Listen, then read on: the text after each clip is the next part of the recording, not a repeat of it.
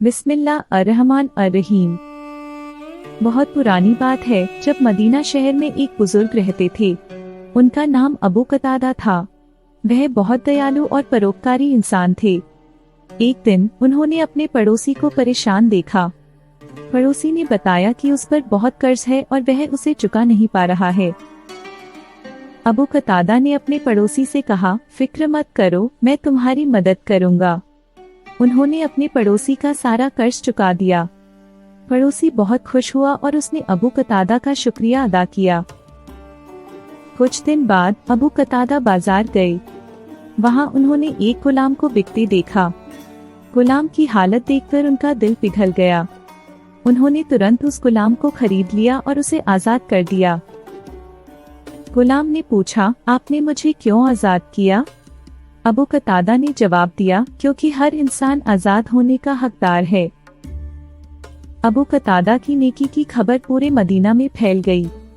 लोग उनकी तारीफ करने लगे। लेकिन अबू कतादा ने कहा, मैंने जो किया वह अल्लाह की खुशी के लिए किया। मुझे किसी की तारीफ की जरूरत नहीं। एक दिन मदीना में सूखा पड़ गया। लोगों के पास खाने पीने का सामान कम हो गया। अबू कतादा ने अपने घर का सारा खाना गरीबों में बांट दिया। उनके बच्चों ने पूछा, अब्बू हम क्या खाएंगे? अबू कतादा ने मुस्कुराते हुए कहा, अल्लाह हमें भूखा नहीं रखेगा, उस पर भरोसा रखो। उसी रात एक व्यापारी अबू कतादा के घर आया। उसने कहा, मैं बहुत दूर से आया हूँ, मुझे अपना माल रखने की जगह चाहिए। अबू कतादा ने उसे अपने घर में जगह दे दी। सुबह होते ही व्यापारी ने अबू कतादा को धन्यवाद दिया और चला गया।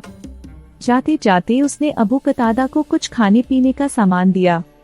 अबू कतादा ने अपने बच्चों से कहा, देखो अल्लाह ने हमारी मदद कैसे की। इस कहानी से हमें सीख मिलती है कि दूसरों की मदद करना और अल्लाह पर भरोसा रखना कितना जरूरी है। जब हम नेक काम करते हैं तो अल्लाह हमारी मदद जरूर करता है। इंशाअल्लाह अगली कहानी में फिर मिलेंगे। खुदा हाफिज।